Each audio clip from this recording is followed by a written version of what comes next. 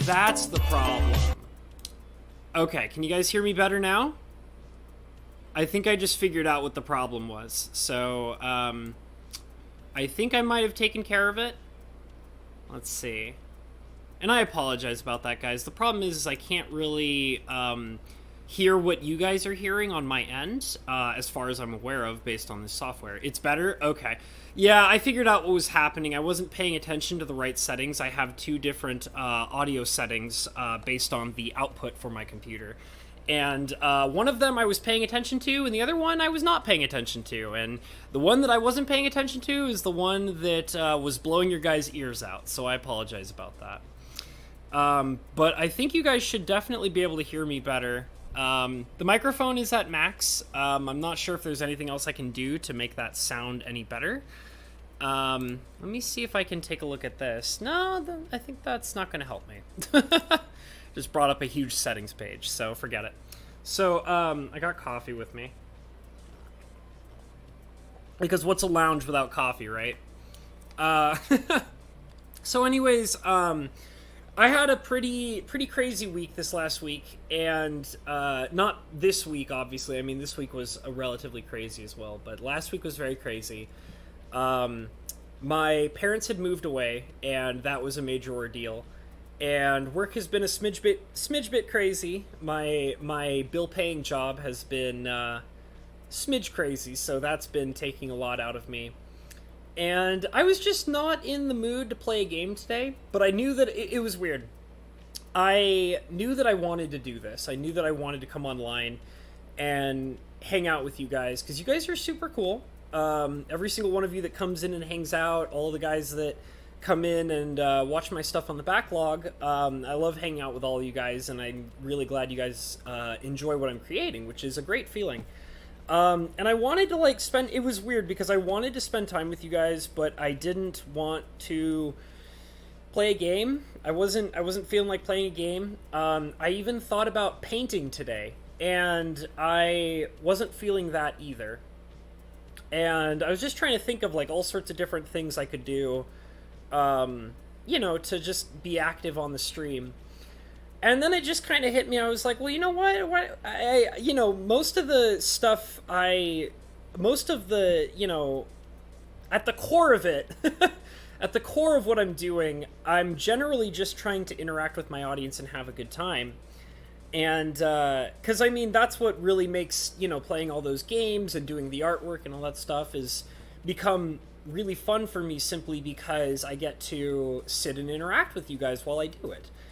And, I don't know, I just was like, I want to have the interaction, but I didn't necessarily want to do a very specific activity. You know what I'm saying?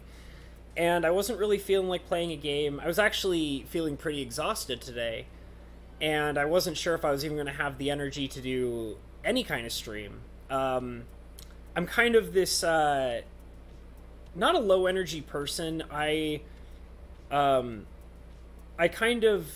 What happens with me is everything I do, I generally work really hard at.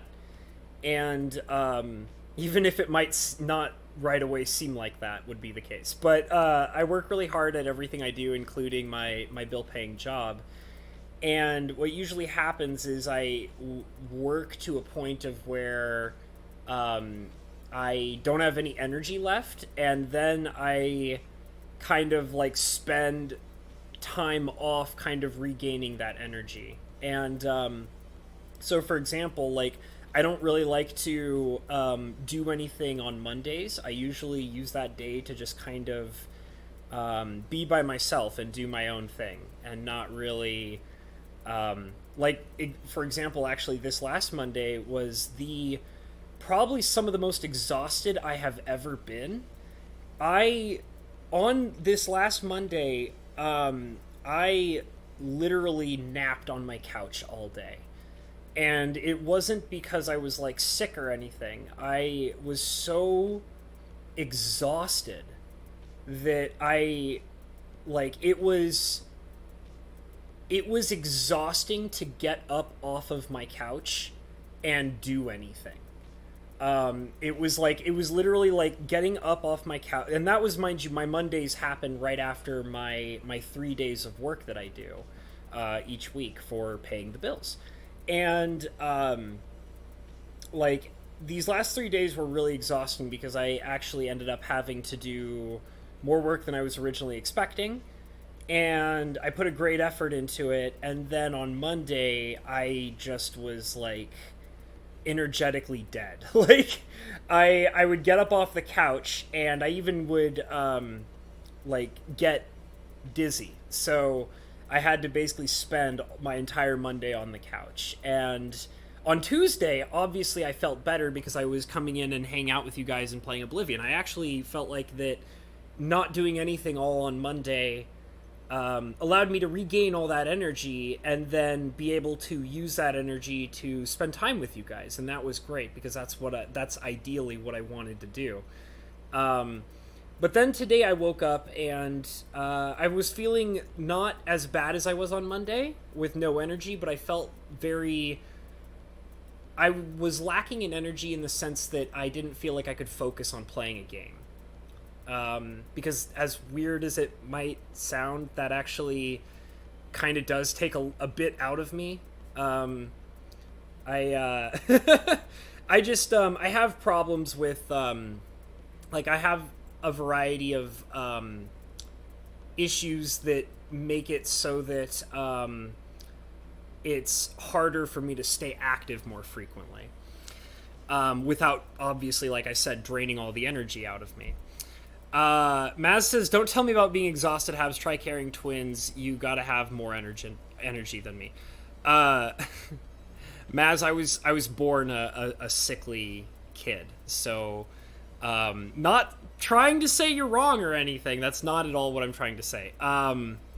I just have been dealing with all sorts of different kinds of problems growing up throughout my life, so I'm sure that the stuff that you're dealing with is on a completely different level than anything that I have personally experienced.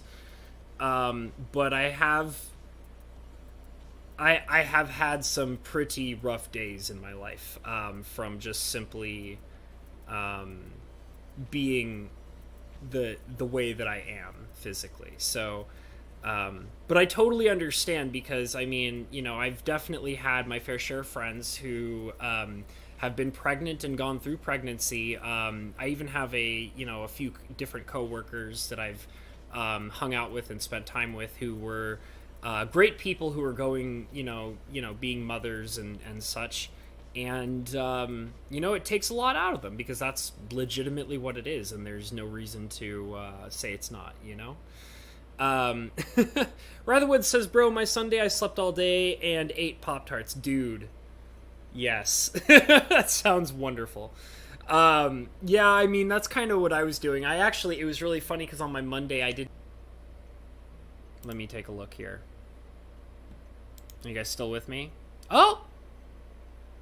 It looks like it's good. Okay. It looks like it's fine. That was weird. My software cut out for a second there, and then I guess it immediately reconnected, and I've actually seen it do that a couple times, where it will kind of hiccup, and it won't actually lose connection. It's reconnecting so quickly that it doesn't have a problem. So, but sometimes I have the problem where it just rages out, and it's just like, I'm not gonna do it. I'm not gonna do this anymore with you guys. So, but that's good. I'm glad that it came back. But yeah, Maz says, "I'm in pain constantly, sleeping lots, my energy's drained." Well, I mean, I think that's natural. Like, that's pretty reasonable for, going through what you're going through. So it's all good. Like I said, I'm not here to say anything bad about it. It's all totally good, Maz. It's skipped, but everything's all good, says Rathawood. Okay, that's cool. Yeah, so, I mean, I just kind of was in this low-energy mood, is my point, and I didn't want to focus on a game, and I wasn't particularly feeling like I wanted to play any specific game.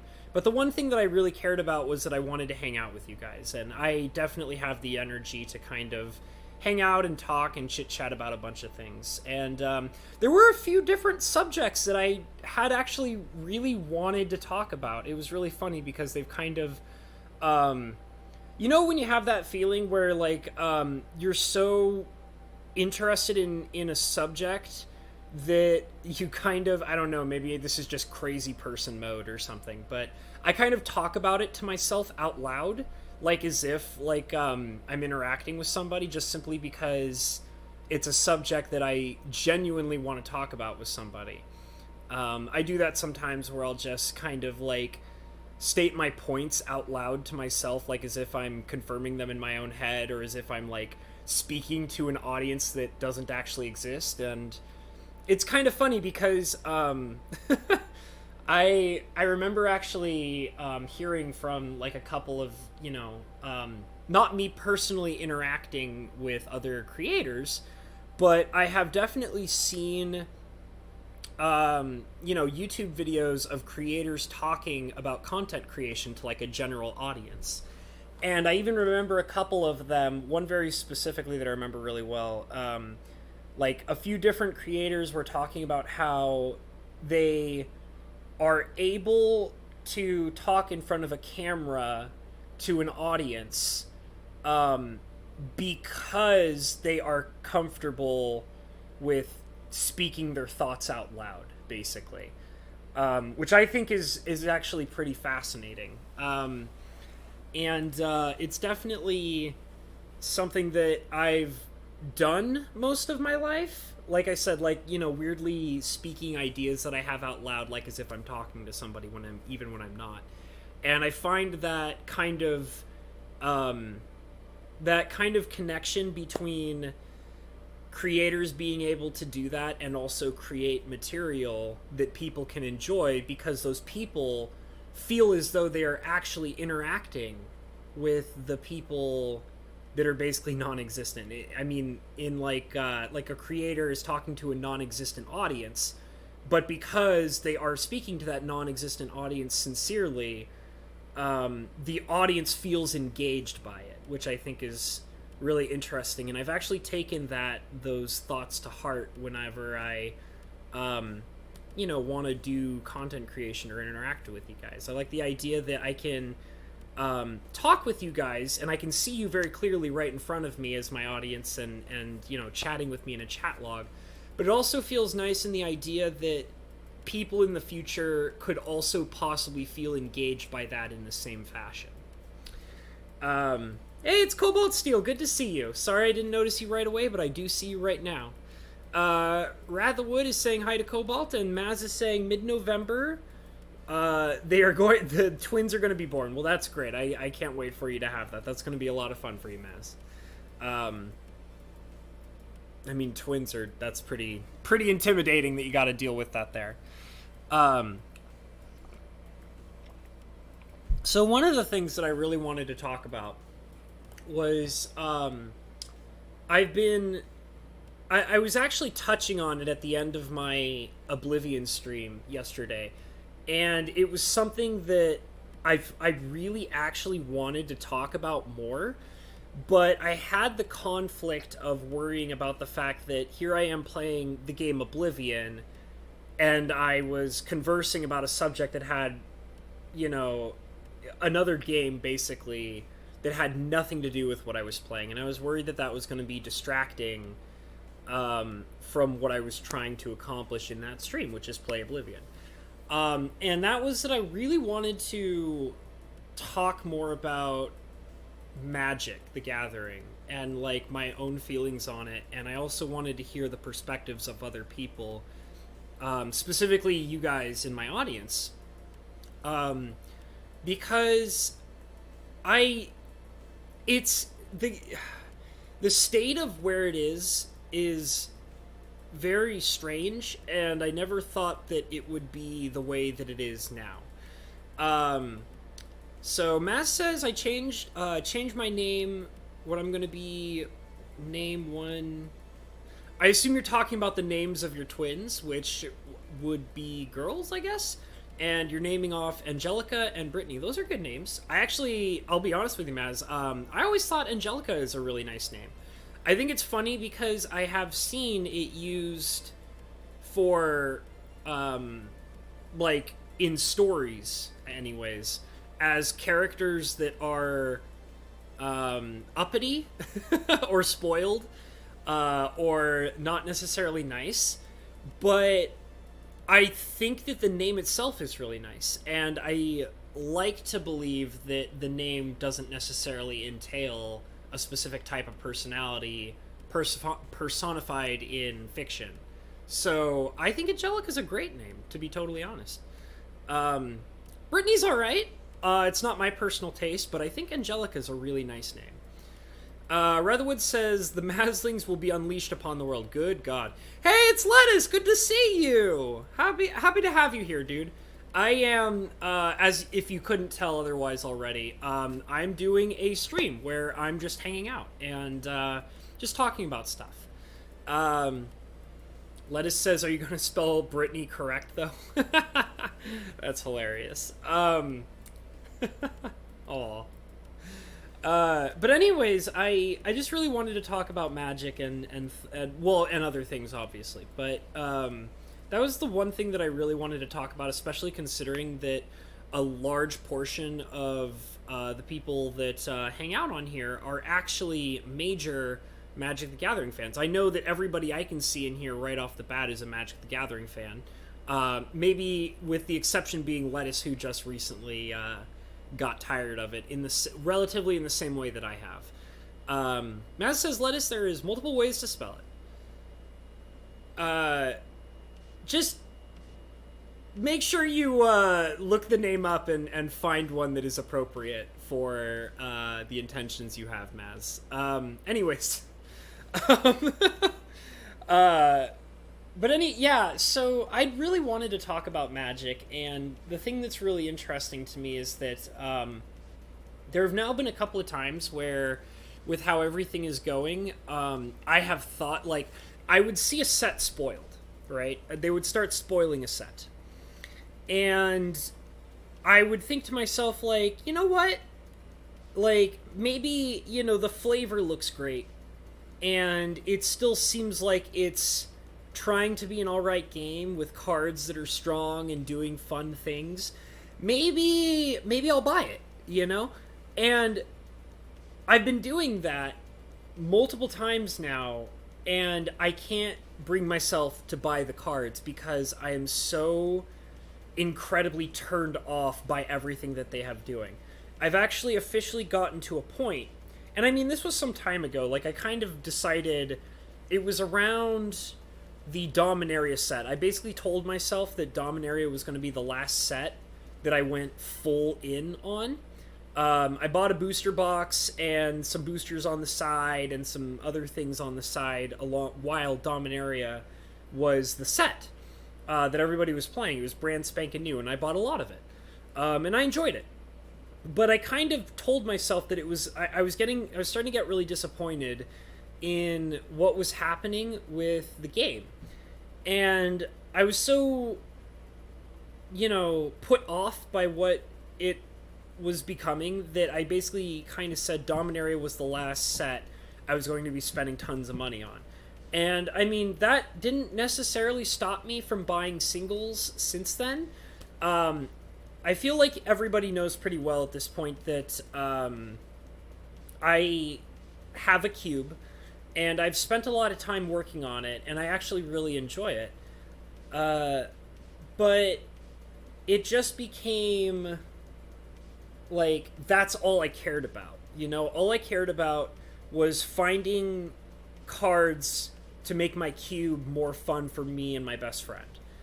And I kept doing that and buying singles, but I wasn't buying any major sets. And what would happen is a set would start to be spoiled, and I would be like, oh, for Throne of Eldraine, or for example, like, I saw that set and I was like, this looks really good. Like, this actually looks really cool. Like, there's a lot of good flavor to it. The overall story that they were setting up with the cards and the artwork and things like that were very nice. I legitimately found it to be an attractive set. I didn't buy any Eldraine at all. I let that set pass me by without any hesitation at all. I didn't buy anything. It was very nice because Bo Falcon actually sent me a pack of Throne of Eldraine, which I opened up on stream, and that is the only Throne of Eldraine cards I have opened at all since that set was released. And obviously it's, been around for quite some time now. And there has not been any set that I bought into. I was actually I briefly mentioned on yesterday's Oblivion stream that the only cards that I bought for my Ikoria, 5 cards, I bought the 5 Triomes as singles. Put them all into my cube. And they're fantastic in there. They really are. They do their job perfectly fine, which is great. But once I had those 5 lands, I was satisfied. I didn't want anything else from my Ikoria. I wasn't interested in booster packs. I wasn't interested in playing anything they had. Yes, they did really, there was a lot of jank in Ikoria, but there was also some really, powerful cards that they printed that looked relatively interesting, I guess, but none of it convinced me to buy packs or boxes or even singles of that set other than the 5 Triomes. And like I said, when I had those 5 Triomes, I was done. I was like, I have the only 5 cards I want from the set, and all 5 of them are lands. I don't want anything else from it. And it's like, how sad is that when, to me, I guess it's not true for everybody, but from my eyes and experience, I saw the 5 Triomes as the only thing that was worth my time in that entire set. And, it just the set of Ikoria, it disappointed plenty of people, but it really disappointed me. I'm going to catch up on the chat. I want to see. I think a couple of you guys mentioned some stuff about Magic. So, Ratherwood says, I haven't bought any new cards or played since Eldraine. I don't blame you, buddy. That's how I'm feeling, too, except the last set I played, like I said, was Dominaria. Lettuce says, sure, I guess you can... Oh, okay, he's talking more about the name. Phonetically, but if you eschew a common spelling, you're just gonna cause that... Yeah, just be careful, Maz. Just, think about it really hard. Make sure you, look up your names before you get really serious about anything. But you'll have it under control, Maz. It's fine. I trust you. You'll get it all under control. It's your family. I'm sure everybody's gonna be fine. Ratherwood says, I sent you a Gingerbread, I think. I believe you did. I can actually see the pack of cards that you sent me right across from me. It's over on my art desk. And, I'll be honest, I left all the cards in the pack because I treat the entire pack as if it's this, kind of collector's item from a fan. So, I didn't actually take any of the cards out of the pack. I like having them all together. And that's actually what I did with the card that Lettuce sent me that he signed, the Geist of St. Taft. Tarft? I think there's an R in there somewhere. I was originally planning to put the card in the cube, but the fact that Lettuce had signed it for me was so special to me that I wanted to be able to look at it, with the collection of other fan stuff that I have been sent. And I didn't want to put it in the cube. So I kind of basically have it in a double casing sitting next to all the other cards that fans have sent out to me that I treated like collector's items. So it's very nice. Very happy about it. And I think I like the fact that I keep it as something to look at rather than something to play with. Boy Lettuce says, I worked with a girl whose mother spelled Misty with 3 T's, so quite often she has to correct people. Yeah. Maz says, wow, never seen anything. I don't know. I can't think of many weird names that I've seen. I want to say that a few years ago there used to be a girl that lived in my apartment complex whose name was Xena, and it was legitimately spelt like the warrior princess Xena, and I thought that was really cool.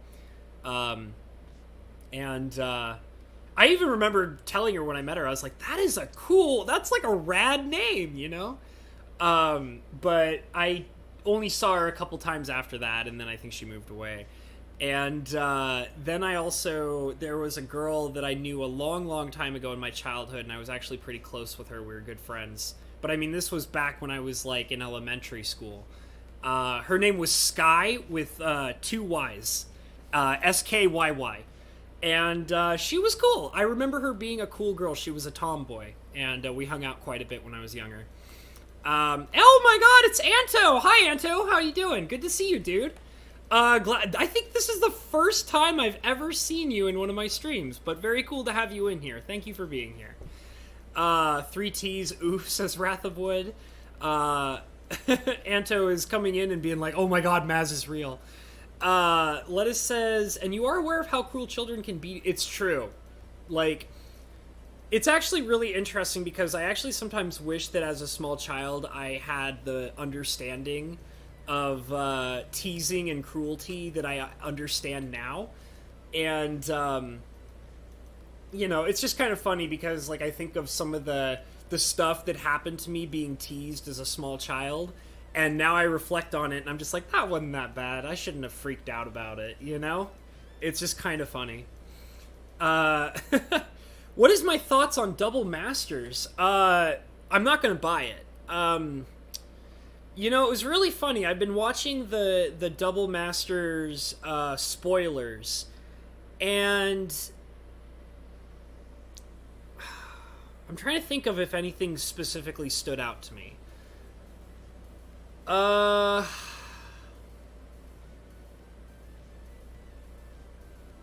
literally can't think of a single card that I've seen spoiled in Double Masters that... Oh, there's actually one card that I can actually think of that stood out to me. Because I've actually been... I've been wishing to get my hands on it, but at the same time, like, it's one of those things where if I never get my hands on that card, I'll be fine. Like, I'll legit be okay. Like, I've had cards that I've been obsessed over, and usually the cards that I obsess over, I acquire. But there are certain cards that, like, I really wouldn't mind having, but if I never got it, I'd be okay. This is one of them, was, they reprinted Dark Confidant. And I have always kind of wanted a Dark Confidant in my cube, but at the same time, it's never been something that I've wanted to go way out of my way for, ever. It's kind of like, I feel the same way about Snapcaster a little bit. And also the other famous one, the white one, Stoneforge Mystic.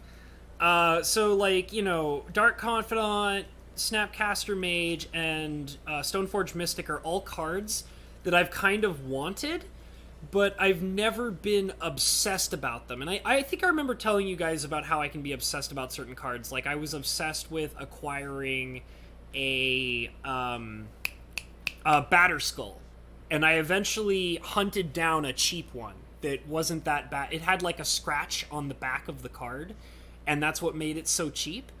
And I bought it because it had that tiny flaw, which was barely noticeable because the card is double-sleeved. And because I got it for such a good card, I bought it on the spot without even thinking about it because I wanted it so badly. And so there are cards that are like that for me sometimes. But there have been no cards like that in Double Masters where it's like, oh my god, like, I need to buy singles from Double Masters. Nothing has done that for me. But I would say that the one that came closest was Dark Confidant, simply because I was kind of excited to hear that it was being reprinted, solely for the hopes that maybe it would go down in price. I don't know. But I don't need to buy it. I don't feel like I need to buy that card. That's not something that I'm so excited about that I'm going out and buying Double Masters for. You know what I'm saying? Let's see. Changed the names 4 times already. My buds and family hitting me with names. Okay, well, that's cool, Maz. They're arguing. Anto is arguing with Maz about, yeah, illegitimate kids. Yes, I'm sure. Lettuce says Double Masters is a Masters. I don't know how well this does in Limited, which was the selling point in the first two Modern Masters. I regret not having bought the original Modern Masters set, but the thing is that when Modern Masters, the very first one, came out, I actually knew it was going to be great because I was actually playing Magic when the first Modern Masters came out. And I actually really wanted a box of cards. However, when the first Modern Masters set came out, I couldn't afford it. I was not working a regular job where I could leisurely buy cards. Like, for example, if I wanted to go out and buy booster packs, I can do that if I choose to. Like, I am comfortable enough to be able to do that with my money. When the first Modern Masters set came out, I was not at a financial stability or a level of maturity to be able to go out and frivolously spend my money on cards, you know? And I actually was sad by the fact that, because I remember when Modern Masters came out and I wanted it really bad, and I had to basically tell myself that I wasn't going to be able to buy any of the cards. Like, I wasn't going to be able to buy any boxes of the set. And that was also at a time where it was not about the price tags. Like, it was still not about that at that time. I mean, obviously, it's always kind of been about that, but the time when the first Modern Masters set came out, people were not obsessed with price tags. In fact, I actually love telling people that the time that I grew up playing Magic, we have the term for Magic cards nowadays called value, right? And when we talk about Magic cards, people talk about the value of the cards. And usually the value is strictly based on monetary value for Magic cards. So it's like, oh my god, that card has so much value, it's like worth $10, right? And that's what you would actually normally expect when you hear the term value for Magic cards. Well, when I was growing up playing Magic, we actually used the term value to evaluate cards. But value didn't mean monetary value. Value in a card used to mean how like the overall utility of a card inside and outside of its format. So, like, if a card was strong enough and powerful enough and had enough influence to not only affect the format that it was in, but also all the formats around it, that was determined as a card having value. Because it wasn't based on monetary value. And yeah, I mean, yes, you could say that those cards usually have a high monetary value, but that was during a time where you determined the saying, like, the saying of value was determined by how effective the card was overall, no matter what format it was in, you know? And that's like what me and my friends, we used to say that all the time as a term. We used to say, oh, this card has so much value because it can do this, this, this, and this, and it can affect this format, and this format, you know? And it was really weird, you know, coming back to Magic way later, and the term value had transformed into literally monetary value. And like, Modern Masters, when it came out, it wasn't the same thing. The term value didn't really say that it was going to be, you know, worth $5 or $10. Cards printed in Modern Masters were determined to have value because of what those cards were capable of doing inside and outside of their formats. Let's see. Doubling Season would be a nice pack pull, but I don't want to buy it full price. I don't care. I actually own an original Ravnica City of Guilds Doubling Season. And I actually am nostalgic about that card because I was playing Ravnica City of Guilds when I was in high school. And I always remember that Doubling Season was one of the first rares. It wasn't the first rare that I ever picked, but it was one of the first of like 4 or 5 rares that I ever opened up in my first collection of booster packs that I bought. And I've had that since high school, and it's still in great condition, and I like it a lot. The alternate art Dark Confidant is legit. It seems alright. I always actually really liked the Modern Masters version with the creepy skinny guy dancing around the chair or whatever. I always really liked that art. I thought it was really cool. Anto says Double Masters seems underwhelming for me at $300. Yeah, I'm not going to buy it. Are you kidding me? I don't have $300 to just toss away to the wind. Are you kidding me? I mean, maybe someday, but that's not in my current plans. Of the short-term future that I have going on, that's not in my plans. I'm not comfortable with spending $300 on a box of cards. Nah, Wizards, I'm good. And I mean, it's not even worth it because I don't buy garbage. I'm sorry. I will admit I sometimes may collect garbage, but I don't buy garbage. If that makes any sense. What I'm saying is that the cards are printed to be garbage. Like, not saying that what the cards are garbage. Like, in other words, like Dark Confidant is not a garbage card. It's a great card. But Dark Confidant is printed on garbage. So I don't buy garbage.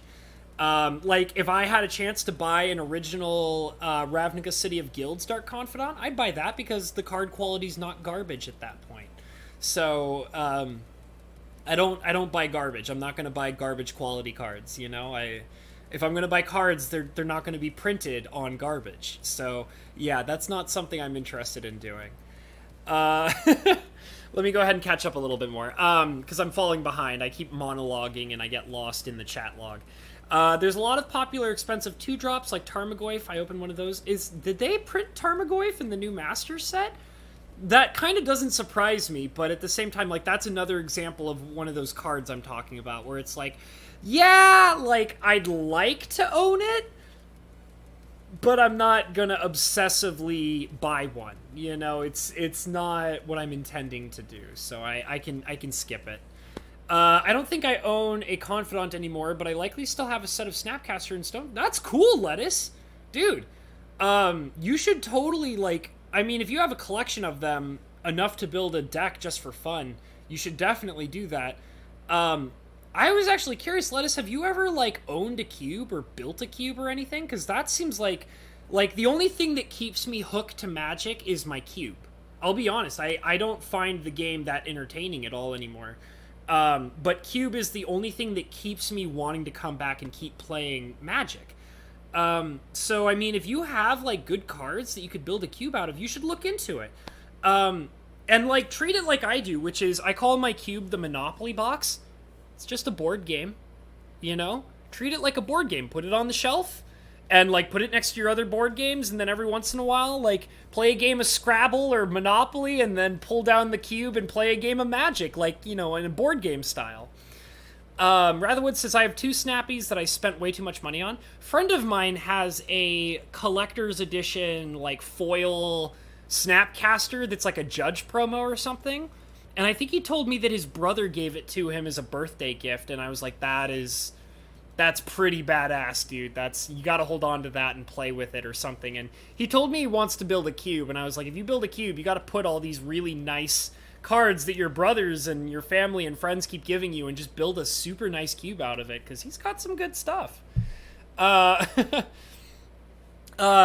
help you if you pull 2 $1 rares and mythics. Yeah, but, like, my cube has $1 rares and mythics in it, you know? They're playable. Like, you know, they still play.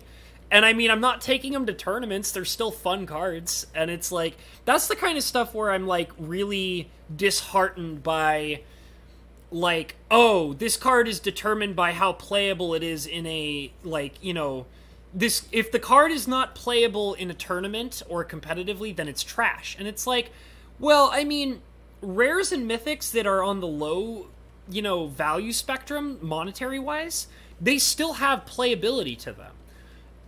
Like, I remember, like, I have a foil copy of a Charmbreaker Devil, and that card is considered garbage, But it's in my cube, and good God, when it gets played and it survives, it's a monster. It's a goddamn monster. It will tear apart your opponent. It's huge, and it gets to throw spells from the graveyard over and over again. You can even play it so that it's always consistently getting a specific spell that's going to be able to win you the game over and over again. Like, you can build around it to make it work. But it's like, because it doesn't have an auto win con built into it, or it's just not so brute force that it wins you the game when it hits the board, like, people think it's trash. And I don't necessarily agree with that. Like, I mean, I have some really nice, broken, powerful cards in my cube, but it's also balanced by other cards that people consider trash, but they still get the job done, and they're still fun to play with. Let's see. Opened 2 boxes and got 5. Snapcasters are Innistrad pack pulls. That's pretty cool, Lettuce. I actually think that the original Innistrad art is, like, the best. I like that. The Innistrad art is my favorite. Snappies were cheap near launch. I wasn't playing then, but I spent 120 on a pair a few years ago. Yeah, I think Snapcaster is kind of like Tarmogoyf. I didn't play in Innistrad when it was first released. I did buy a lot of cards from Innistrad when it was released, but I didn't play in it. And I never opened a Snappy. But I remember that Snapcaster had a legacy kind of like Tarmogoyf, where Tarmogoyf was sneezed at when it was first released. Nobody wanted it. People thought it was a trash rare. And it took time for Tarmogoyf to be considered one of the most powerful cards ever, you know? So it is kind of interesting because the original price tags on Snappy when he was first released were actually pretty low. Lettuce is like, yeah, I'm old. I've been playing since beta.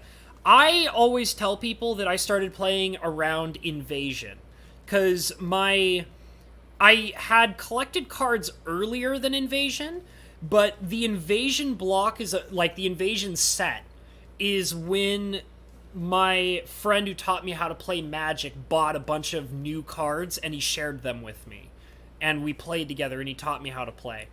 So I think that that's about the time when I started, and I think that was like way early 2000s. I think that's like 2001 or something like that. Something like that. I can't remember. Lettuce is so beta. It's okay because Anto is a simp. Very nice. Perp is my alpha. Okay. You guys are hilarious. And Sam Dunn. Hey, good to see you, Sam Dunn. He says, I am your alpha now. Mr. Shed says, do it. That is, I second building a cube. Yeah, cube is like the best way to play Magic in my opinion. It's, I don't know. It's the only way I can have fun with Magic anymore. Like, that's legitimately how I feel. And it's kind of my only attachment to Magic at all, in any kind of way. My coffee's cold now. That's okay. Devlin Bowman says, I have a Type 4 deck that works great as a board game. It's the only way I can get my wife to play Magic. Shared deck with infinite mana and 1 small per turn limit with EDH power level. Lots of fun. That reminds me of I think it was called the Stack. Have you guys ever heard of the Stack? Like, not the mechanic, like not the game mechanic, the Stack. There used to be a format of Magic a long time ago, and this was in my early days of Magic.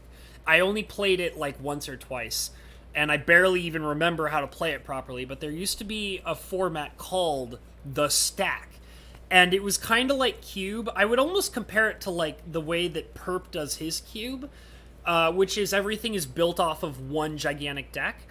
The Stack is basically like, the idea is that things would resolve, like, basically, like, you were allowed to get a spell for free, if I remember correctly. Like, you would pull the top card off the deck and it would be a free spell.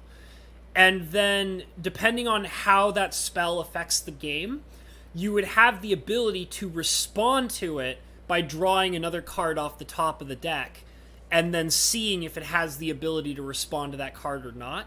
So, for example, if it was like another creature, that would technically be a response, and you would get another creature, and then that would be the end of it. But if you got like a destruction spell or something, you could just simply kill the creature or whatever.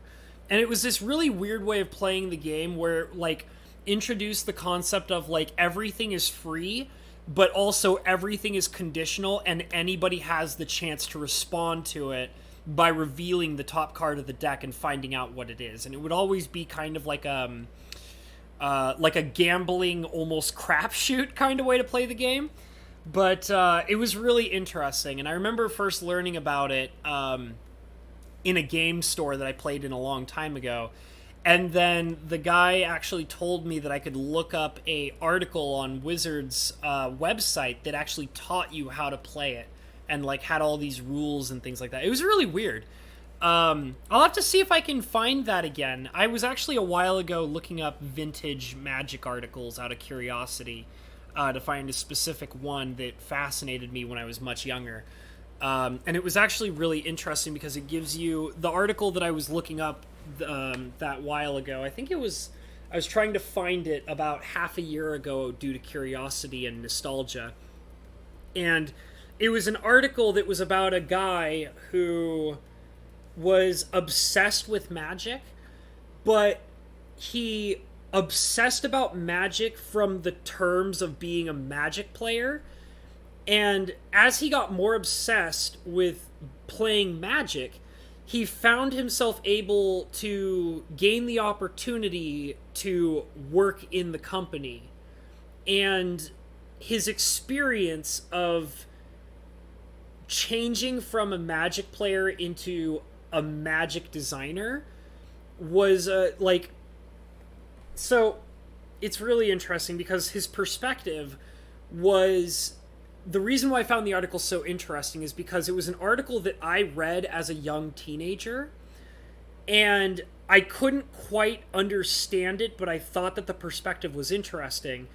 And then way later in the future, I realized that his perspective of the changing over from being a player to being a card designer was almost like a losing of innocence, like a falling of grace, kind of. And it was like he was reflecting on what Magic is today, like a decade before it was what it is now. It's really weird. You know what? I will, if anybody's curious, what I'll do is I'll find the article, because I know I bookmarked it on one of my other computers, and I will post it as a link on the Discord. And if anybody's curious, you can read it and chat about it and comment about it or whatever.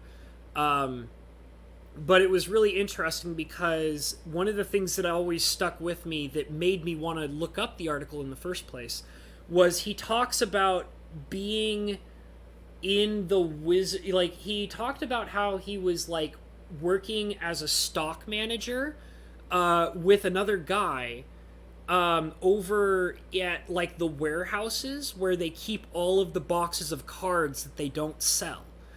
And there have been plenty of implications that this exists. Like, they talk about how like they would go to the warehouse to like destroy cards and things like that because they were not up to par based on the quality of the cards or whatever.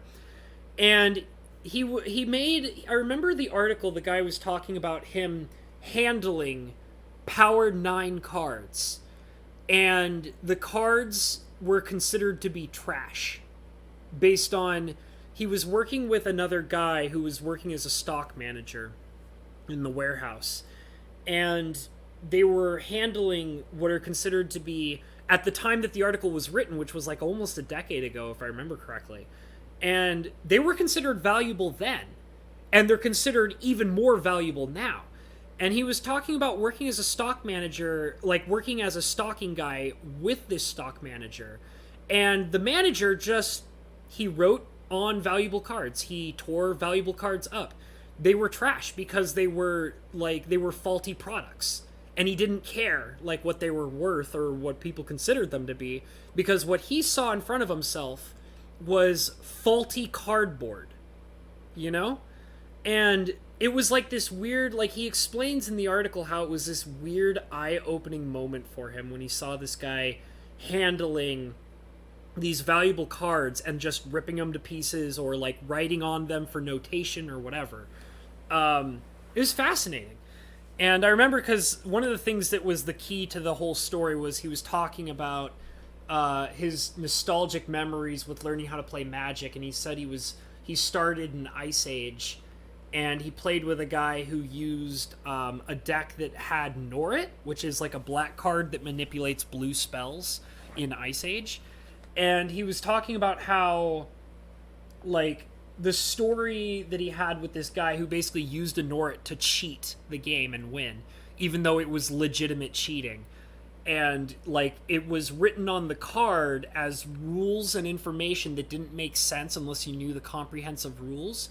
But the point of his story was that the rules can be changed and manipulated by anybody so long as the information on the card is basically vague. And he kind of was using that as a metaphor to his experience working in the company. It was really interesting. Like I said, I will link the article in the Discord. I'll do my best to remember that, and I'll probably post it afterwards, because it was fascinating. It was legitimately an interesting story. Let's see. Ooh, I want to try that, says Sam Dunn.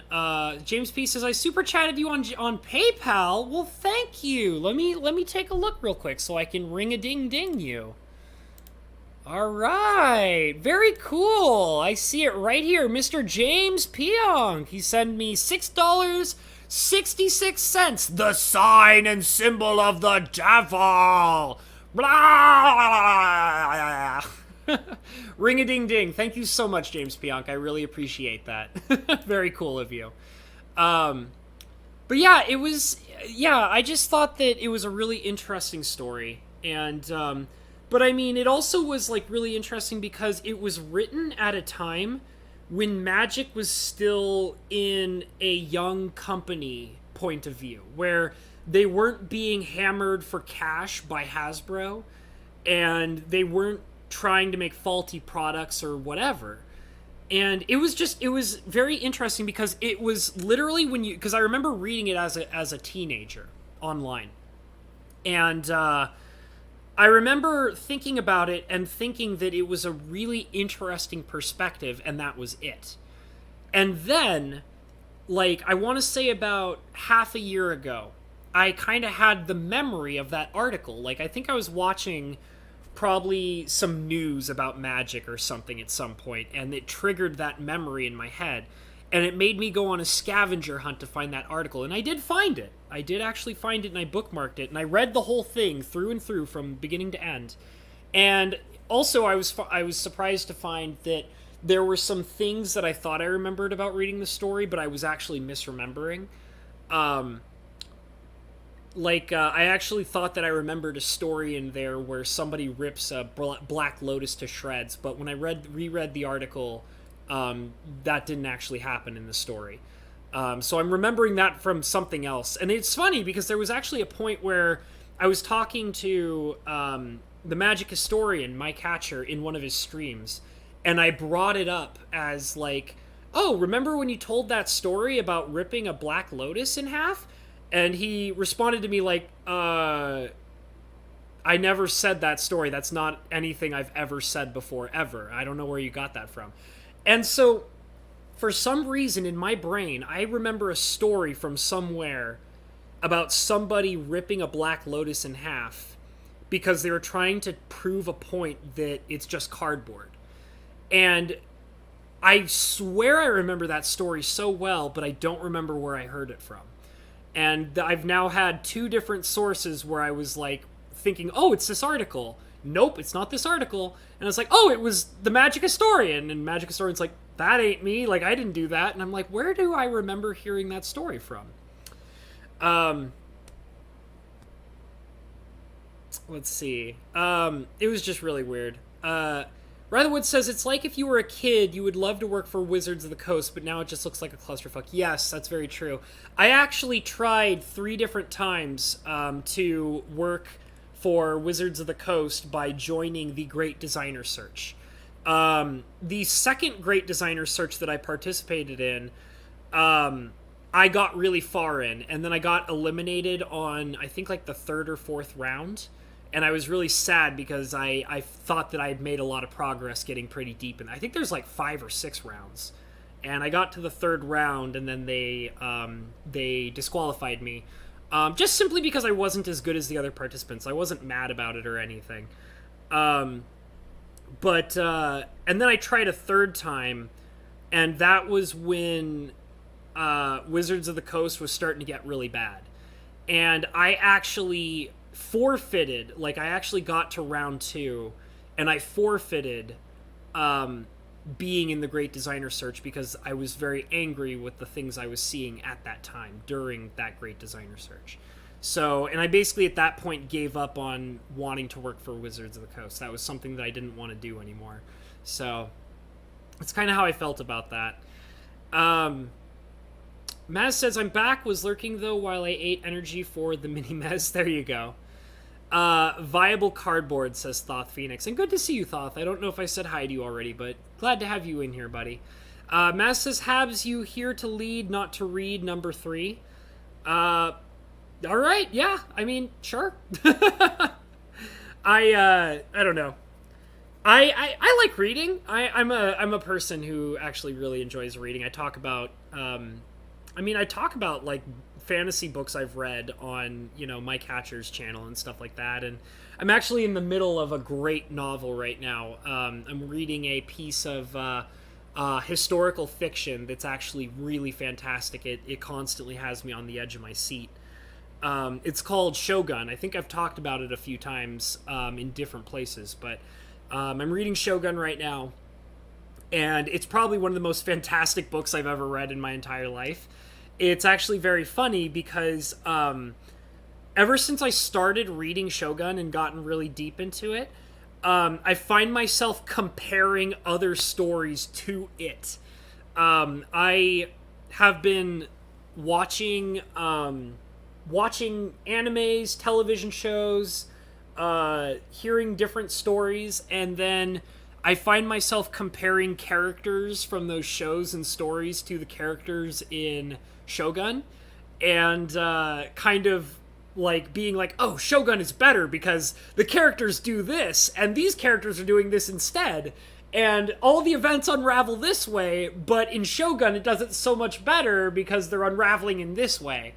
And it's really funny because I was actually talking to my father a couple of weeks ago, and I was telling him, Dad, Shogun is ruining television for me.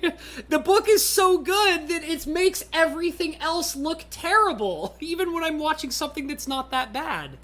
So I love reading the book Shogun. It's actually really fantastic. Highly recommended if anybody has the aptitude or patience to read the book, because it's a tome. It's a big, thick book, and it takes a lot of time. But the thing is that's great about the book is, despite the size of the book and how intimidating it is, when you're reading Shogun, there is something constantly happening. Constantly happening. Every single sentence, every single paragraph, every single page, something is constantly happening, and it constantly, for me anyways, has me on the edge of my seat. I constantly want to know more. Like, I'm halfway through the book, and the only thing I could think of is I don't want this book to ever end. It's that good. Like, it's literally so fantastic that I really just don't want to ever see the book end or anything like that. Which I've never had that kind of experience before, like ever, with any kind of book at all. That's really annoying. Get out of here. I had an ad. I don't know if you guys heard that, but a random advertisement popped up on my screen for my web browser. But anyways, yeah, I just it's been a fantastic book, and I've never seen anything like I've never read anything like it before in my entire life. I can't compare any kind of book to it whatsoever. And I'm enjoying every bit of it. It's got everything. It's Like, it's very intelligent. It's also, like, it's extremely intelligent. It's all about, like, there's a lot of politics in it, but, like, the politics are not, like, our kind of politics. It's, like, the politics are relevant to the time period, and the time period of the book is the 1600s. And so, like, the whole story is about, like, their government, like, how the nation runs, how the people, like, it's about culture, it's about economics, it's about war, it's about politics. There's romance going on in it. It's very gory. The book is extremely, like, I don't think I've ever seen a book that is able to be as descriptively gory as this book is. It blows my mind. It's very grotesque. And the thing is, too, is it's also very, what's the word? There's a lot of sex in it. Like, there's a lot of sex in the book, and some of it's it's graphic. It's very graphic, and some of it is really entertaining and valuable to what's going on in the story. But the book also does push the boundaries on how graphic it can be, with the gore and with the sex, for sure. But I mean, you know, and this is also something that I've been wanting to do, because we're doing this this chill, relaxing stream where we're all hanging out, and I can talk about anything. That means I'm totally comfortable transitioning from magic and talking about books. So, and this is actually this is a book I've been wanting to talk about. I've been wanting to have somebody to talk to about this book, and but yeah, it's fantastic. It's called Shogun. It's huge. It's over 1,000 pages long, for sure. And I want to say it's around 1,200 pages or something like that. But it's legitimately, like, I've never read anything like it in my entire life. Straight up. I've never read any form of fiction that is as well put together as this book is. Now, I mean, it's part of a cycle of books. So, I mean, it's definitely possible that the other books are just as good, if not better. But I don't know. This is the first one I've read, but it's fantastic.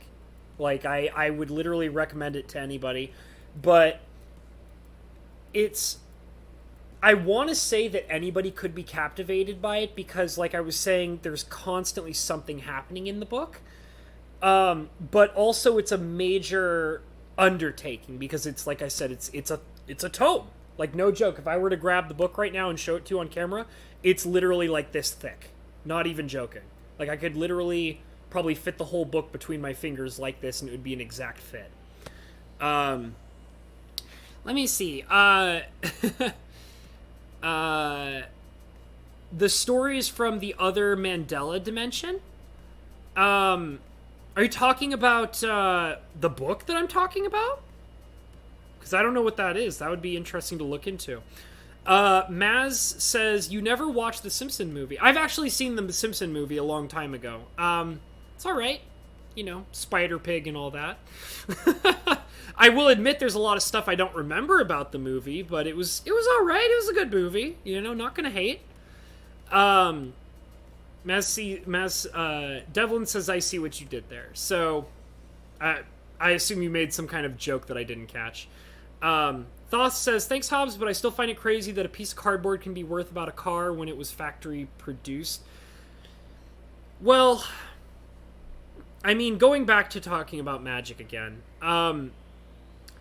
one of the things that I thought was really interesting was I was watching a video. Have you guys, I mean, I feel like some of you guys probably watch, what's his name? The channel Ristic Studies. Not to particularly give any shout-outs or anything, but, I mean, he does good work, so I feel like there's nothing wrong with me talking about him, because all I have for him is praise, just like when I talk about my catcher, it's just all praise. But when it comes to Ristic Studies, he did a video specifically talking about the Black Lotus, and what it represents in our current, like, culture. Like, not only just magic culture, but just overall culture, you know? And one of the things that I remember him talking about that was really fascinating was that besides the fact that it is, a cardboard rectangle that is considered to be the most powerful in the game, it's also an antique. Like, it is literally an antique. And not only is it an antique, but it's also considered to be the most powerful antique in a collection of antiques from a game that is current, but is also itself an antique. Like, and when you put it into that perspective, like, comparing, like, a Black Lotus to, say, an ancient relic, from times past, like a piece of pottery or a painting or anything like that, you kind of see that, in a sense, it does have a relative value to it because it's part of a time and a culture and, like, a time and culture and society that is long gone. Like, I mean, not society, I guess. I mean, it's just our society has evolved since then. But it's not only just a playable card in a game, it also is a symbol of a time that is gone from us now. And when he put it into that perspective, like, you kind of can understand why people, feel the way that they do about it and why people want to own one. Because, like I said, it's, like, I mean, because if you own a Black Lotus, like a real Black Lotus, what is the likelihood you're going to really want to play with it? Like, it's not about owning something that you play in a game because it's the most powerful piece in the game. A lot of it is about owning a piece of history, in a sense, Like, once upon a time ago, in the early 90s, there was a card game that revolutionized card games in general. It was the first of its kind, and nothing ever existed before it in the way that it exists at that time. And there are pieces of that game that are considered to be the best, and nothing can top it. And it's like, it literally is a chunk of history that represents something bigger than what it is contained within itself. It is a symbol outside of Magic the Gathering, Let's see. Dragon's Lair Gaming says, I was sleeping while trying to get rid of a headache. What did I miss to watch later? We're just hanging out, Dragon's Lair. This is something, for anybody who's walked in and doesn't know, this is actually something I'm trying new. Basically, I just wanted to kind of hang out and talk with you guys about anything, I wasn't in the mood for playing games. I was kind of a little bit exhausted, but I thought I could, gain the energy to hang out and talk with you guys about whatever. And so this is kind of more like I guess it's kind of like a podcast, huh? I mean, you get to see my beautiful face. And you guys get to see a little bit more of my background area here. You guys can mostly see the kitchen, but I just kind of wanted to talk about random things, and have a good time and just get some ideas off my mind. And I really wanted to talk about Magic. I got to even talk about the book that I'm reading right now, which is really cool and I really enjoy. I also actually, if I have the time for it, which it looks like I do, it's only... I was originally going to only make this an hour, but I think I will just go ahead for the full 2 hours, so I'm cool with it. I also kind of wanted to talk about some other stuff, like, something that's been on my mind is I've been watching a lot more anime lately, and I guess I'm slowly getting back into being an anime kind of person. And I thought it would be kind of fun to just talk about some animes as well. So Devlin says, I was able to get through Robert Jordan's The Wheel of Time. I've never heard of that, but I would be happy to look into it. A while back, and that's like 13 tomes. Ooh, if it's really good, I'll look into it. I'm usually not much of a reader, but if this Shogun book is really that good, I might have to try it. It's pretty spectacular. I was very hesitant to pick it up when I first did. My dad, when I was very little, he did this thing that was really weird. He would show me books that I wasn't allowed to read. So, like, he would try to entice me by, he's like, here's a really good book that, that I think you'd probably appreciate, but probably not until you're, say, oh, I don't know, 15, 16, maybe 18. And, like, I was like this little kid, and I was like, oh, that seems so cool! Like, you know, but I want to read it. And he'd be like, no, you can't read this until you're a teenager and you're older and you can understand the depth and maturity of the material that is held within these books.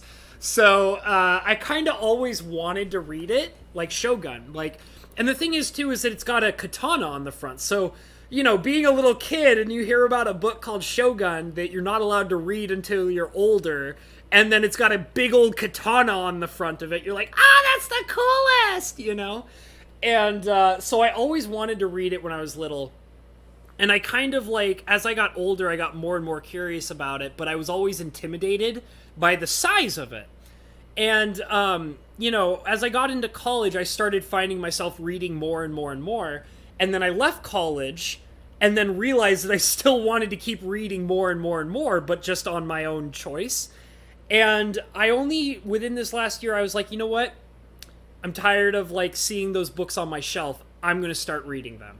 So I picked up Shogun, and I was like, there's no turning back. I'm just going to crack it open. I don't care if it's, like, 1,200 pages. I'm going to get through this book, and even if it's terrible, I'll be glad that I made my way through it. And I gotta say, like I said, I think it's a masterpiece. I think it's legitimately one of the greatest books I've ever read in my entire life. And I'm only halfway through it, like, legitimately. So I highly recommend it to anybody that has the time and patience and comfort with reading, because it's a doozy. It's a big doozy. It challenges your brain a lot. It makes you think. The book challenges you to think strategically and politically. But, like, what's fascinating is that the strategies and the politics of everything that's going on is relevant to the time period. So, like I said, it challenges you to think in a setting of the 1600s. It's like, it challenges you to think among the complexity that those people have. It challenges you to think among the type of society that is built within that time period. And it challenges you to outthink other characters as they scheme and progress through the book. It's fascinating. It's absolutely fascinating. Maz says, the fine luxury cardboard rectangular playing cards that show what is to come in real life. There you go. That's a good way to look at it. They tell you the future! Ratherwood says, bringing my Magic the Gathering decks to Antiques Roadshow someday. That could legitimately, like, no joke, wait like another decade, honestly. Like, I'm actually been interested in still trying to pick up some Magic cards that are more antique-like, in the sense of, like, they're not for building my cube, they're more for just owning, for the sake of owning, because I want them, you know? I do actually have a collection of cards that have the sole purpose of being looked at, and that's it. Because I like them. And the thing is that some of them are extremely valuable, some of them not so much, you know? Like, I have a couple that I like because I like them and not because they're valuable. Like, one of my favorite is, I have a copy of a card called, I think it's just called Spuzum. And it's fun because it's an oddity. It's a card that is unintentionally printed as an oddity. And that's what makes it so entertaining and why I wanted to own one. Just because it's a weird oddity. James Pionk says, before the internet and smartphones. Yes, I assume you're talking about when we were talking about the old antique cards. Yeah, it does kind of. Those cards definitely reflect a different age and time. And that's kind of the value that they bring. Like, when you go out and you buy antique pottery, you're not generally using it because you're going to fill it up with food or water or whatever. You're usually buying it because it's basically an art piece, and it represents something that doesn't exist anymore, and you get to own a piece of it. It's kind of like when, like I said, with the Black Lotus, like, you go out, you buy a Black Lotus, and then you put it in a, like, you know, you buy it in, like, a super fancy case, and you frame it on your wall, and you look at it every day, you know? It doesn't really serve the purpose of being a playing card anymore. It's literally owning a piece of history, you know? Oh, it's Clay Clay. What's up, Clay Clay? I don't know if I said hi to you, and if I didn't, I apologize. How are you doing, Clay Clay? Good to see you, buddy. Thoss says, but that's adding value to the picture of the card. That's true. Here's a thing that's really fascinating to me. I actually respect Christopher Rush as an artist very heavily. His art fascinates me. It legitimately fascinates me. And the Black Lotus is definitely an iconic card that has its own particular level of fascination and interest to it. And I enjoy that. But there's also plenty of cards that he has painted that also fascinate me. One of my favorites is I love Christopher Rush's Chronotog. I think that card is awesome simply because of its art. There was a period of time where it was actually viable in a deck style, but my favorite part of that card is the intriguing art that it has. It's such an alien-looking creature, and what's fascinating to me is that it has a familiarity to it of being an Atog. You know, like, it's like as if Christopher Rush was given the most abstract concept of an Atog ever. They're like, okay, you need to build an Atog that eats time. It feeds on time. And whenever I see Christopher Rush's Chronotog, I feel drawn into the idea that it is an obscure, fantastic monster that can legitimately feed off of time. And I love that about that card. It feels believable to me, you know? And, like, the amount of detail and work that he put into it to, like, do those pearly eyes, those weird fuzzy teeth that remind me of, like, a whale's mouth, like, for filtering krill or whatever. Like, you get the feeling when you look at it that its mouth is actually designed in some weird way to be able to filter time and consume it. And I like that about it. And I mean, there's also some other cards by Christopher Rush that I find deeply fascinating, but that's one that always really stands out to me. Let's see. Thoth says, when it could have been on the same sheet as a Shivan Dragon. Yeah, you can't control that stuff. It would have been definitely interesting if that card, like, could you imagine, like, if the Black Lotus had actually survived and been, like, a staple play style for Magic the Gathering, and they balanced the game around the card instead of taking the card out of the balance, you know? Like, they're like, okay, well, if you can use this card to accelerate yourself 3 turns, maybe what we need to do is keep the card in, make it a staple, and design the game to be 3 turns ahead, you know? Like, it would have been fascinating to see something like that, but it probably would have died faster as well if they had done something like that. Devlin Bowman says, it's a Habcast! Yes, it is. We're just hanging out, having a good time, and I'm glad to have all of you in here. Clayton is saying hi to Maz. I'm sorry that I missed out on that message before. Spicy Coffee Talk with Mr. Habanero. Got it. Yep, that's what we're doing. We're just kicking it. Habanero and chill, says Rathawood. Maz says, not a huge anime fan, but they are pretty much the same to me. Same jokes, just different characters. It depends, Miss Maz. I could definitely recommend you some animes that I feel like you would probably change your perspective on anime in general. Because I take anime, I view anime the same way that I view television, movies, and books. Because they're all basically forms of entertainment that are designed to tell you a comprehensive story that intrigues you. So, I'll catch up on the chat a little bit more and I'll talk a little bit more about it, because that is something I genuinely wanted to talk about more. Habanero Macaroni and Chill. I love that, Clayton. Oh my god. Oh my god, Clayton, that's the best. Habanero's Macaroni and Chill, like the macaroni grill, I love that. Coming from originating in California and knowing that the macaroni grill is a thing that exists, I think that name is hilarious and I love it, and I might steal it at some point. Ratherwood says, read a book, read a motherfucking book. Yeah. I mean, my secret is, like, what I do, because I love reading, but I run into the problem, like everybody else does, that you feel like that you don't have the time to read. And what I have learned to do is I actually read books during my breaks at work. So whenever I go on my 30-minute break at work, I pull out my book and I read as much as I can. And usually I can read about 6 to 8 pages. Wait, is that right? I can read about 2 pages every 5 minutes in Shogun. And the thing is that the absorption of time for reading changes based on the complexity of the material for me. So, like, for example, when I was reading the Magic Legends novels, I was able to read 4 pages. I was able to read 2 pages every 2 to 3 minutes. And with Shogun, which is a much more complex book, I can read 2 pages about every 5 minutes, I think.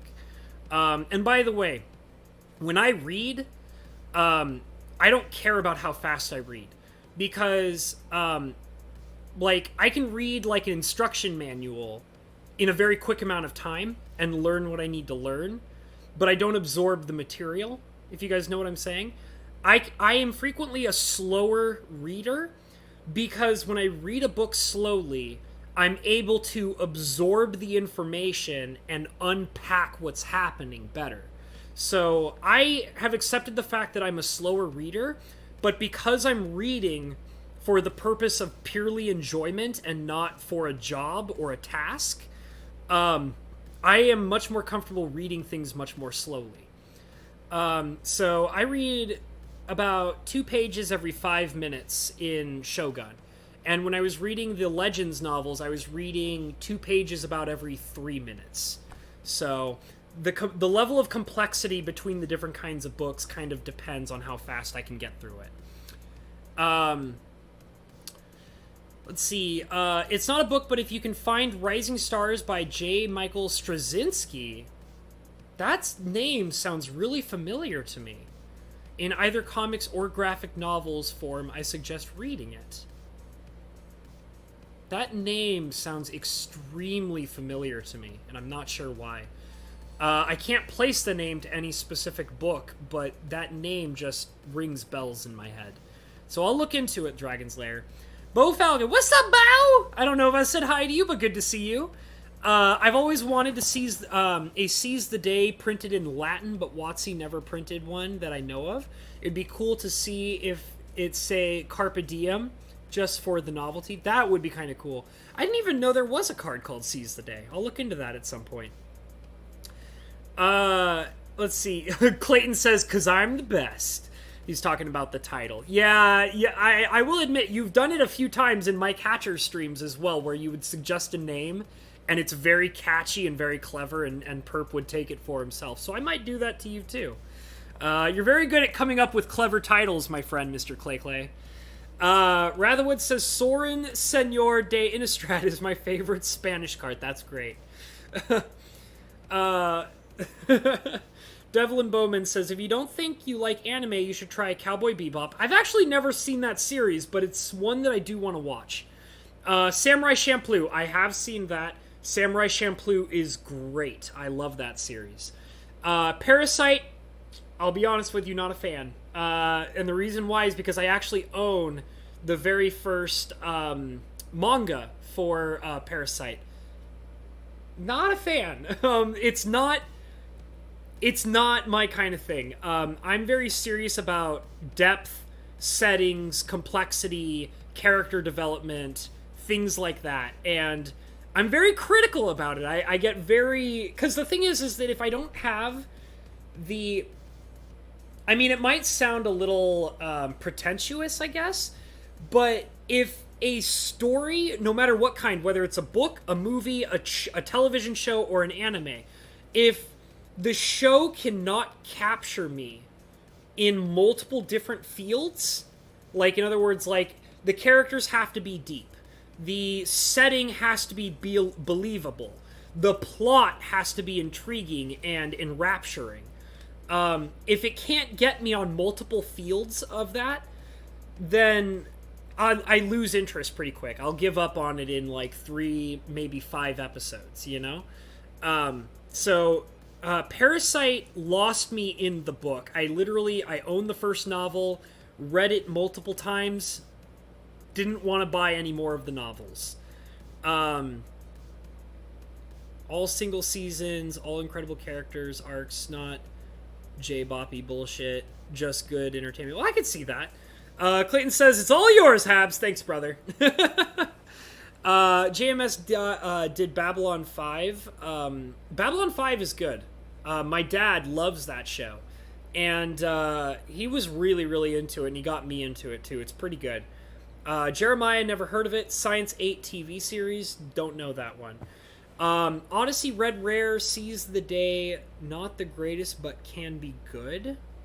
Oh, it's from Odyssey. Yeah, I've never heard of that card. I assume it's probably not very good if I haven't heard of it or something like that. Oh, yes, Sense8 was an interesting Netflix show. I've never heard of that. I don't really watch much Netflix, to be honest. I use a couple different services for streaming television shows, and but I don't pay for them because they're free services. They're free online services with membership and stuff like that. So, Devil Bowman says, fair enough, I never tried the manga. Parasite is definitely not in the same league as the other two, but it's still one of my favorites. That's okay, man. It's okay. I mean, there are animes that I enjoy that other people can't stand. Like, it was funny because I was in one of Perp's streams, and there was a new guy who was in the stream, and we were all discussing anime, and the new guy brought up an anime that I adore, but most people hate it. And it was so cool because I actually got into a conversation with the guy in Perp's stream just talking about the show. And it was funny because nobody else chimed in because probably they either never heard of it or they know it and hate it. So, but it was really funny talking to the guy about it. It's, if you guys have ever seen the anime called School Days, it's great. Now here's the thing. When I say it's great, that means that I think it's spectacular. But there's no way that anybody can have... I don't know. I mean, I feel like there are people out there who can definitely have the same perspective on it that I do. But it's a very challenging anime to get through, and it's very challenging to enjoy it. Because, how do I explain it without spoiling it? It's an anime that plays off of the presumption that you understand what's going on. So, like, it's an anime that is... The anime School Days is an anime that builds it builds an environment and a world for you to believe in. And then it takes that... It basically creates a safe space, is the best way to describe it. It creates an anime that you're familiar with, a story that you're familiar with, a story that you feel like you've seen 1,000 times, especially if you're an avid anime watcher. It builds an environment that comforts you and makes you believe that you're watching something very specific. And then it flips it on its head. It completely and utterly changes everything that you thought you understood about the anime. And it just, it's very, it's not what you were believing it to originally be. But the thing is that's fascinating about it is that you can watch the show, and, you know, for the first time you can watch it, and be comfortable in what you're watching, and then see how it spectacularly flips everything on its head, and then you get to the end of it and you're like, what the hell was that?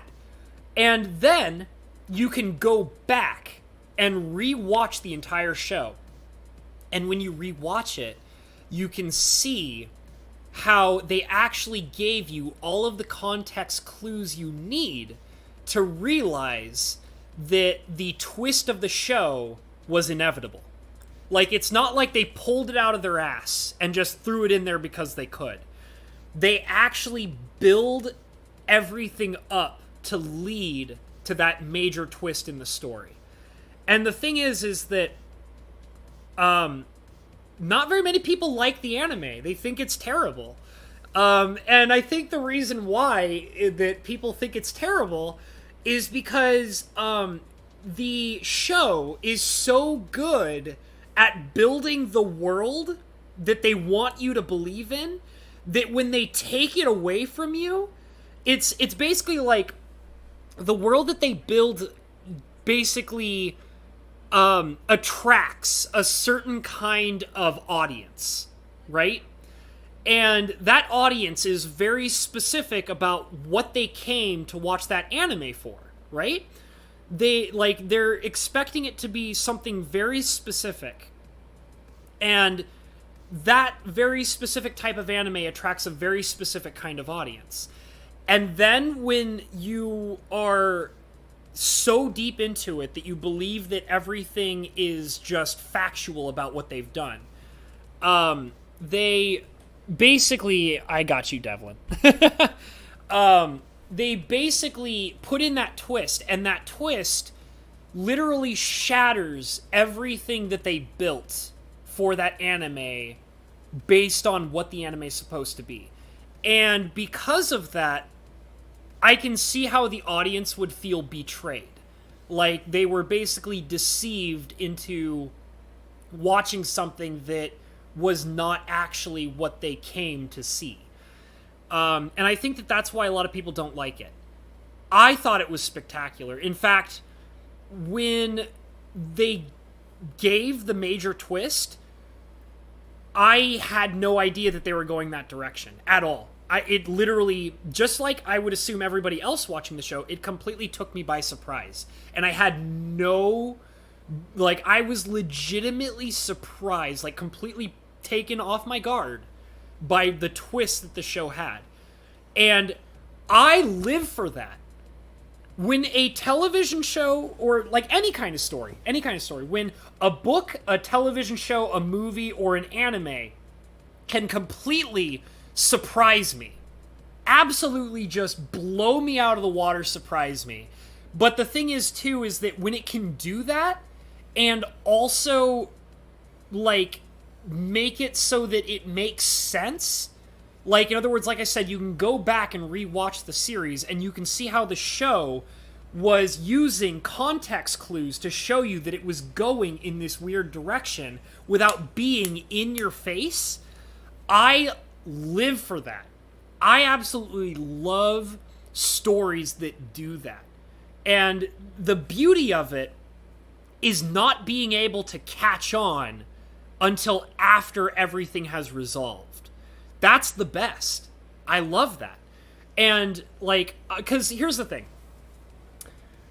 One of my major things that I hate in any kind of media, television, all the mediums, books, like I said, everything.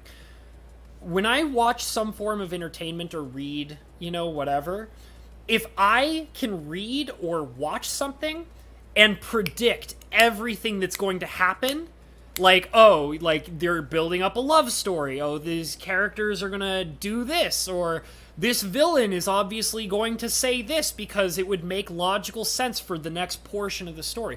When you can predict everything that's happening in a story, it's boring. It's absolutely boring. And when I watch something that is capable of completely surprising me, giving me something that I couldn't have predicted, but at the same time the show has built itself to be that way, I love it. Like, I love that. I love being taken by complete surprise by any kind of story. It's the best. I'm going to catch up because, once again, I'm monologuing. Let's see. Where did I fall behind? Maz says she's leaving to take a power nap. No worries. Get some rest, girl. I understand. Bo Falcon's letting her know she should definitely take a nap. Lettuce is saying, well, I just completed Origami King. I heard about that recently. Where did I think I saw that on the main anime website that I watch most of my stuff on. So I'll look into it. Lettuce, if you recommend it, like, let me know if you actually recommend it. And if you do, I will watch it for sure. Devlin says, I love anime with a good Portal Valve game syndrome. Short, sweet, kind of brutal on the first try, like bit of mind screwery thrown in. Doesn't overstay its welcome. Yeah, there you go. I mean, I actually think, like, sometimes it sucks when an anime ends after only, like, 12 episodes. But really good anime can capitalize on that. Like, a story that tells everything you need to know in 12 episodes, I consider that well done. Like, if the story... Like, I've even seen anime that are like an ongoing series, but they are able to wrap up everything that has begun in the beginning of the show by the end of the final episode 12 or whatever. And when an anime can do that, I give it props, because that's hard to do. It's hard to tell a story in a very set amount of time and properly wrap everything up in 12 episodes. I'm pretty impressed by it. School Days done back in 2007? Yeah, I would assume so. I remember it being kind of old, Dragon's Lair, because I remember I watched it when I was in high school. So it was, and I remember it being out for a while when I watched it. I mean, here's the thing, Dragon's Lair.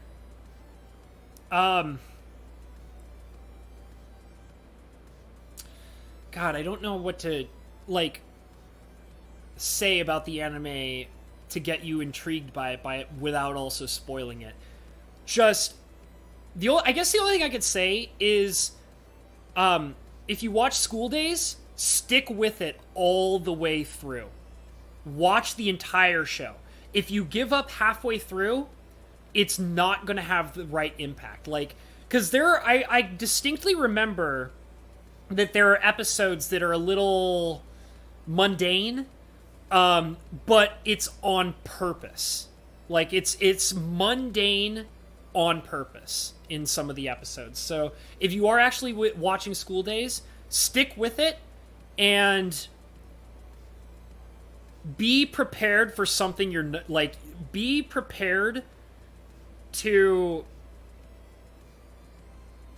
see something that you would never expect when you start watching it, you know, because it's gonna shock you. Like, it's a shocking show. It's very shocking.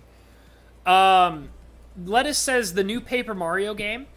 Not anime, you weeb. Okay. I'm sorry. Oh, yeah, that's right. I did see that. I saw a Let's Player talking about Super Paper Mario Origami King. Okay, got it. I'm sorry. I don't play many Nintendo games, so I don't have a Nintendo system, so that's not true. I own plenty of Nintendo systems. I don't own a Switch. I think you would like the movie Perfect Blue, Habs. I'll look into it, Dragon's Lair. I'll take a look. I'm very reluctant about movies. I've definitely lost my interest in watching most movies, and it's because I think that most movies are not worth my time. I can usually... See, here's the thing. If you can see a preview of a movie and completely break down what the movie is going to be just by watching the preview, it's not a good movie. And you know what? Most movie previews are like that to me. Like, you know, I can watch a movie preview and I'm like, nah, I'm not going to waste my time with that. No, I'm good.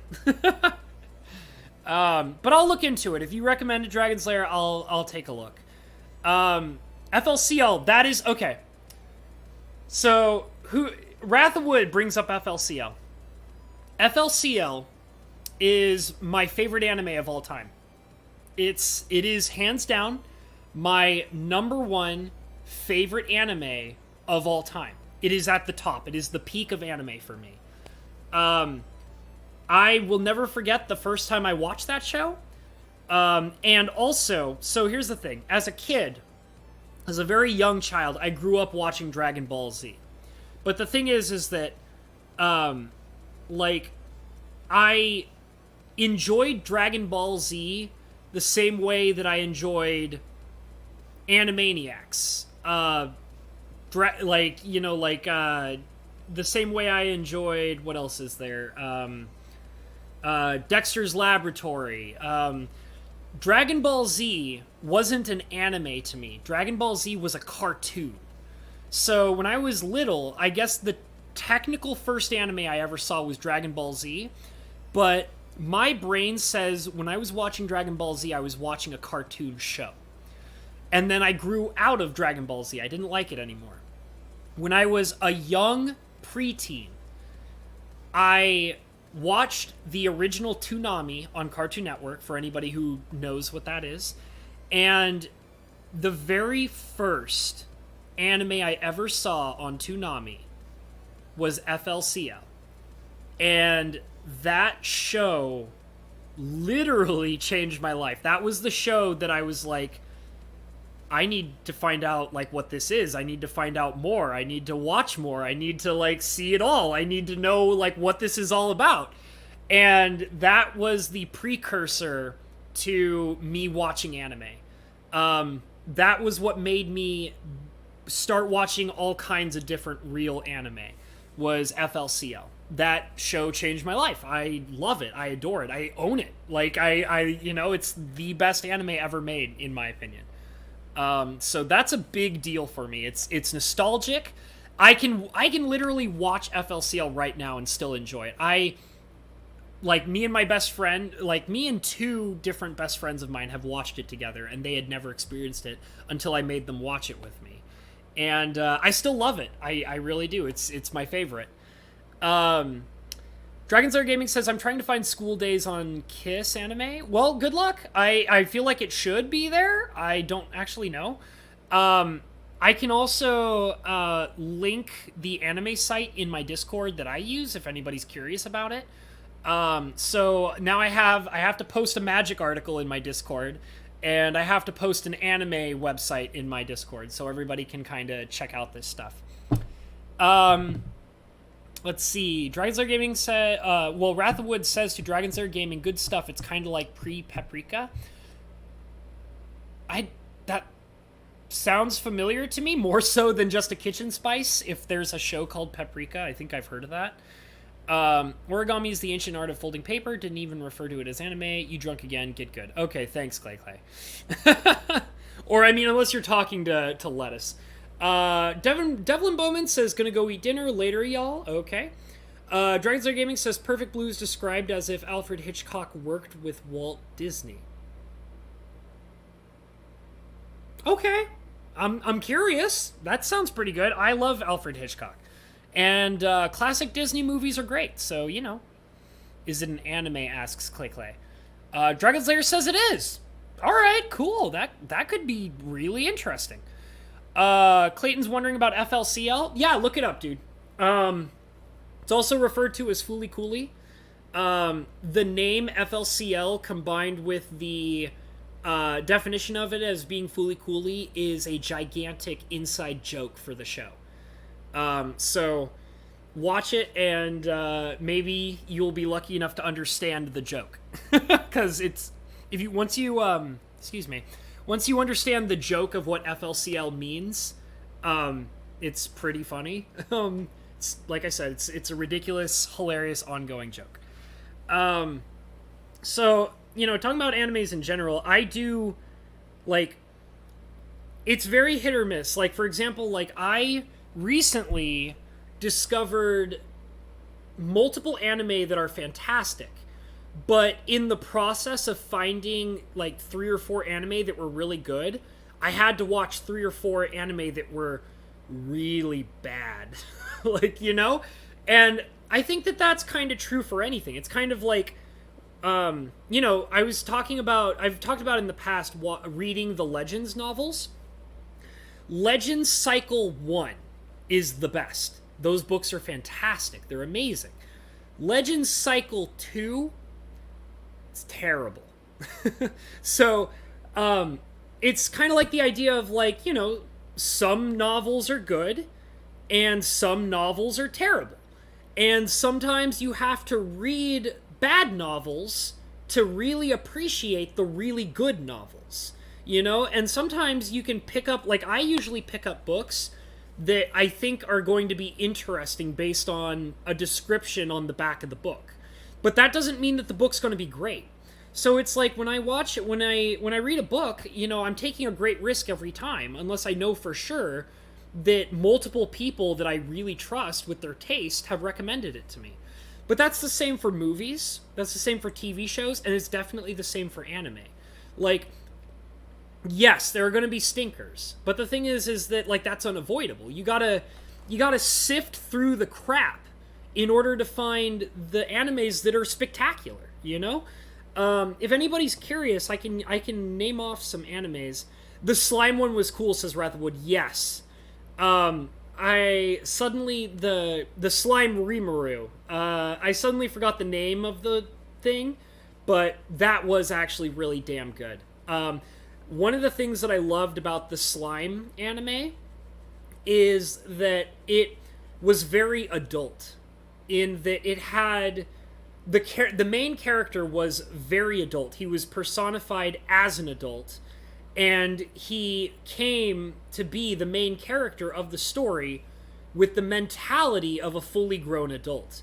And in my opinion, the slime anime is, I mean, I bet that children and high schoolers can watch it and enjoy it, but in my opinion, that show can only truly be enjoyed and understood with an adult mentality.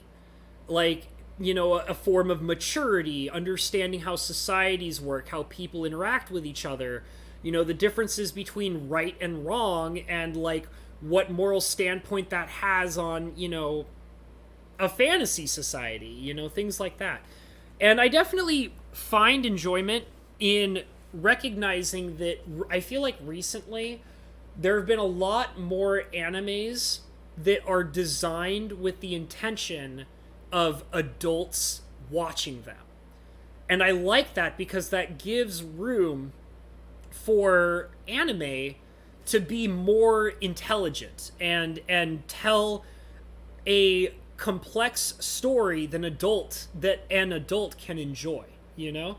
And I think that's what really makes, you know, stuff like the slime story so great, is that is a through and through a very adult story. Now, it doesn't have, you know, sex and gore in it. Like, I mean, there are some, you know, there is some, like, fan service, you know, there's adult jokes in it or whatever, but it's not like it's adult because it's filled with sex and gore. It's adult because the content that they talk about is very mature.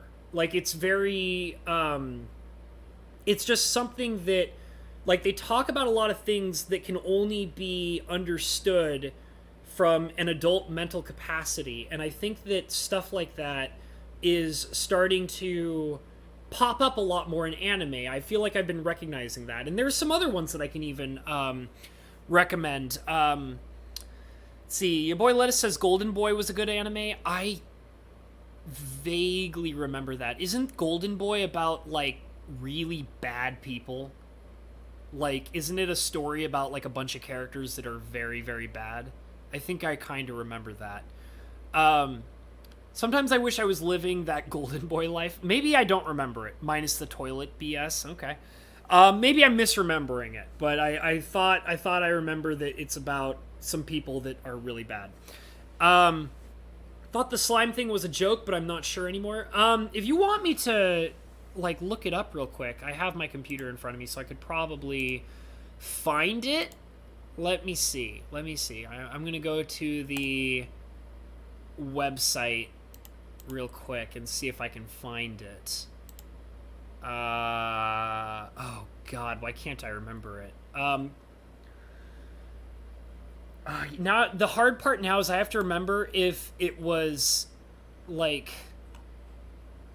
I have to try and remember whether or not it was, like, an English interpreted one, or if it was, like, had its name interpreted from Japanese. I can't quite remember. Are you still annoying me? Yes, you are. Okay, keep going. Thank you. Gee whiz. I can't off the top of my head remember what it was properly called. But, it was very good. It's just, whatever. I'll see if I can find it later, and I'll post it in the Discord if I can. But it was a story about a guy who dies and gets reincarnated as a slime in a fantasy world. And it's very good because it basically gives everything the perspective of an adult. Like, it's the main character is an adult, and he views everything going on around him with an adult mentality, which is very nice. Lettuce says it's basically an 80s titty comedy as an anime. Okay. All right. I assume you're talking about Golden Boy. I'll look into it. Clay Clay says, I'm out. It's chow time. Thanks for stopping by, Clay Clay. I appreciate it, man. That time I was reincarnated as a slime. Okay, that's what it's called. It might possibly have a Japanese name. Like, in other words, that sentence, but interpreted into Japanese. So, it might be a little complicated to find, but it's very good. Some other animes that I would recommend. A show that I got very obsessed with. Because it blew me away. It was actually super amazing.